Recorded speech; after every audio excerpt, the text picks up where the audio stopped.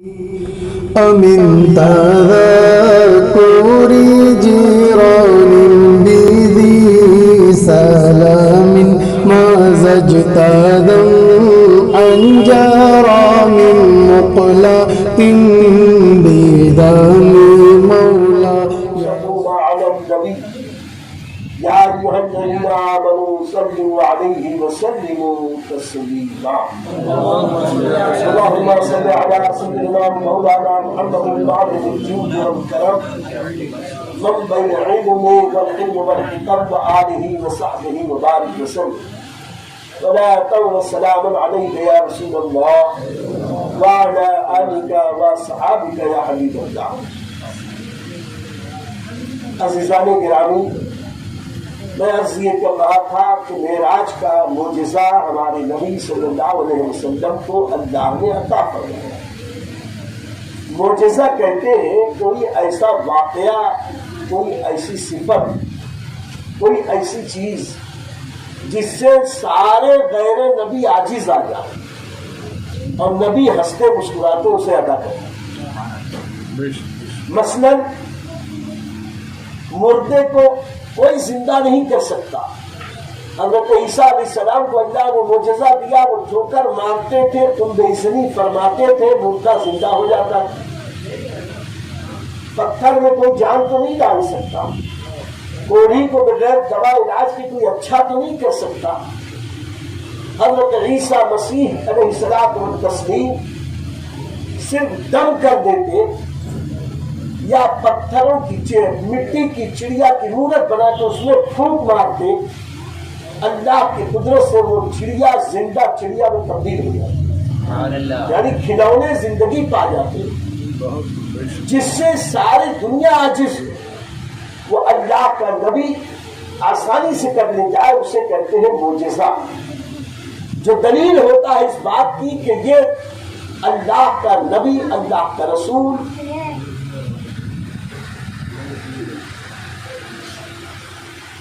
یہ اللہ کے نبی، یہ اللہ کے رسول دعویٰ کر رہے ہیں کہ میں اللہ کا بندہ اور اس کا رسول ہوں.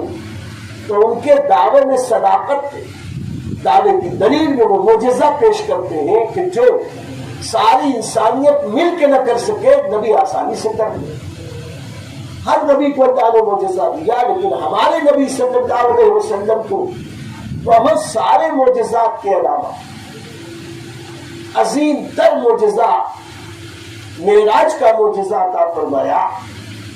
اللہ کے نبی کو ایسا عروج بخشا کہ نسل انسانی میں نہ اس کے پہلے اس کا کوئی تصور تھا، نہ قیامت تک کوئی اس کا تصور کر سکتا. ہوا یہ کہ حضور اکرم صلی اللہ تعالی علیہ وسلم کو اللہ نے اپنے کرم سے اپنا قرب بخشنا چاہا. حضرت جبریل امین کو حکم دیا کہ 50,000 فرشتوں کی جماعت لے کر جنت سے سواری کے لیے براق نامی سواری لے کر میرے نبی کی بارگاہ میں حاضر ہو جاؤ، میرے نبی کو میرا سلام پہنچاؤ، میرا پیغام پہنچاؤ کہ اللہ آج اپنے قرب میں آپ کو طلب فرما رہا.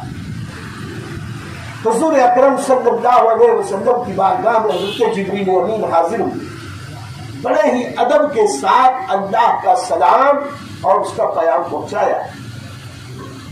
پھر اس کے بعد تیاریاں شروع ہوئی اس عظیم سفر. چونکہ چھوٹے سے چھوٹا سفر ہوتا ہے اس کی بھی تیاری ہوئی، اور یہ تو بہت عظیم سفر تھا. ایسا سفر تھا کہ نہ اس کے پہلے ہوا نہ قیامت تک ہو سکتا. بے مثال سفر تھا، بے نظیر سفر تھا. اس کے لیے بے مثال تیاریوں کی ضرورت تھی. اللہ کے نبی صلی اللہ علیہ وسلم کو بستر نبوت سے لے کر حضرت جبریل امین حرم مقدس کعبۃ اللہ کے حتیم مبارک میں آئے. وہاں حضور اکرم صلی اللہ علیہ وسلم نے وضو فرمایا. سرکار کے قلب اطہر کو سینہ مبارک کو شق کیا. حضرت جبریل نے یہ اشارہ کیا سینہ مبارک شق ہو. اندر سے قلب پاک مصطفیٰ صلی اللہ علیہ وسلم نکالا گیا. اس میں شغاف دیا گیا، خون کی جمی ہوئی پھٹکی تھی، اللہ کی مشیت تھی، اسے نکالا گیا، قلب اطہر میں رحمت و نور بھرے گئے، جنت سے جو نور آیا سونے کے تشت میں رکھ کر اس نور کو بھرا گیا، پھر سرکار کے قلب اطہر کو برف جیسے ٹھنڈے پانی سے، جنت کے پانی کوثر سے، آب زمزم سے، کوثر و تسنیم سے سرکار کے قلب اطہر کو دھویا گیا، پھر سرکار کے قلب اطہر کو اسی مقام پر رکھ کر حضرت جبریل امین نے ایسا اشارہ کیا، ہاتھ پھیرا، وہ سینے مبارک پھر جڑ گیا۔ اب براق پر حضور صلی اللہ علیہ وسلم کو سوار کیا گیا۔ براق ایک سواری جو خچر سے کچھ چھوٹی، گدھے سے کچھ اونچی، لیکن برق رفتار، سبا رفتار، اتنی تیز رفتار کہ اگر نگاہ انسان دور تک ڈالے، جہاں منتہائے نظر ہوتا وہاں براق کا ایک قدم پڑتا تھا۔ اتنی تیز رفتاری کے ساتھ، برق رفتاری کے ساتھ اس پر سوار ہو کر فرشتوں کے جلوس کے ساتھ نبی اکرم صلی اللہ علیہ وسلم چلے۔ اللہ نے مختلف نشانیاں اپنے محبوب کو دکھائیں۔ پہلے مدینہ منورہ کا نخلستان آیا، وہاں سرکار کو اتارا گیا، پھر وہاں سے آگے بڑھے، حضرت موسیٰ علیہ السلام کی قبر منور کے پاس سے گزر ہوا، پھر اور آگے بڑھے تو جہاں حضرت شعیب علیہ السلام کی بستی تھی وہاں سے گزر ہوا، اور آگے بڑھے تو جس جگہ حضرت عیسیٰ علیہ السلام کی ولادت ہوئی تھی وہاں پر گزر ہوا۔ سب جگہ سرکار نے تھوڑی دیر قیام فرمایا، 2 رکعتیں نماز ادا فرمائی، اور دنیا کو سبق دے دیا کہ جس جگہ کوئی خاص اللہ کا انعام کچھ بندوں پر ہوتا ہے وہ جگہ بھی بابرکت ہو جاتی ہے، اس کا احترام کرنا چاہیے۔ پھر حضور اکرم صلی اللہ علیہ وسلم وہاں سے مسجد اقصی تشریف لائے۔ مسجد اقصی کا دروازہ کھلا تھا، ایک دروازہ، اندر تشریف لائے تو اس میں حضرت آدم علیہ السلام سے لے کر حضرت عیسیٰ علیہ نبینا علیہ الصلوۃ والتسلیم تک سارے انبیاء و مرسلین کا اجلاس ہو رہا تھا، سب جمع تھے۔ میر مجلس اللہ کے نبی صلی اللہ علیہ وسلم کو بنایا گیا، اور پھر وہاں 2 رکعت نماز ادا کی گئی جماعت کے ساتھ۔ سوال ہوا کہ یہاں امامت کون کرے؟ نبی پاک صلی اللہ علیہ وسلم کے ذات پر سارے انبیاء و مرسلین اور فرشتوں نے اتفاق کیا کہ ہم سب موجودین میں رب کا سب سے پیارا بندہ اگر کوئی ہے یا رسول اللہ آپ ہیں، آپ اللہ کے دوست ہیں، اللہ کے حبیب ہیں۔ جو حبیب ہوتا ہے وہی رب سے قریب ہوتا ہے، اور اسی کا یہ حق ہے کہ اسے مصلی امامت پر فائز کیا جائے۔ نتیجہ یہ نکلا میرے دوستو کہ حضور اکرم صلی اللہ علیہ وسلم نے نماز ادا فرمائی، ان کی امامت میں سارے فرشتوں نے ان کی ابتدا کی، سارے انبیاء و مرسلین نے ان کی ابتدا میں نماز ادا کی۔ پھر اس کے بعد براق کو وہیں چھوڑ دیا گیا۔ ایک پتھر میں حضرت جبریل امین نے ہاتھ مارا، سوراخ ہو گیا، اسی سوراخ سے حضور اکرم صلی اللہ علیہ وسلم کی سواری براق باندھی گئی، براق کی رسی باندھی گئی، اور پھر صخرہ نامی چٹان جو مسجد اقصی کے شہر میں تھی، اسی چٹان کے اوپر سرکار جلوہ فرما ہوئی۔ اب فرشتوں کے بازوؤں پر، فرشتوں کے پروں پر آقا کریم نے اجلاس فرمایا، اور یہ فرشتے ہمارے آقا کو لے کے چلے پہلے آسمان تک۔ پہلے آسمان کا دروازہ کھولا گیا، وہاں کچھ گفت و شنید ہوئی، کچھ باتیں ہوئی۔ پھر وہاں سے آقا جب آگے بڑھے تو پہلے آسمان پر حضرت آدم علیہ نبینا علیہ الصلوۃ والتسلیم کی ملاقات، پھر پہلے آسمان پر ہی تھے کہ دوسرا آسمان نیچے اترا. آقا کریم علیہ السلام نے یوں قدم بڑھایا پہلے آسمان سے دوسرے آسمان سے. پھر وہ آسمان اٹھ کر اوپر گیا اپنی مقام پر, تو تیسرا آسمان دوسرے آسمان پر آیا. اور اس طریقے سے حضور اکرم سید عالم صلی اللہ تعالی علیہ وسلم فرشتوں کے بازوؤں پر, فرشتوں کے پروں پر, نور کی سیڑھیوں پر, نورانی راستے سے آسمانوں پر گئے. ہر آسمان پر مختلف انبیاء و مرسلین کی ملاقات ہوتی رہی, دعا سلام اور کلام ہوتا رہا. پھر وہاں سے یہ اور آگے بڑھے. جب 7واں آسمان پار ہوا تو سدرۃ المنتہا پہنچی.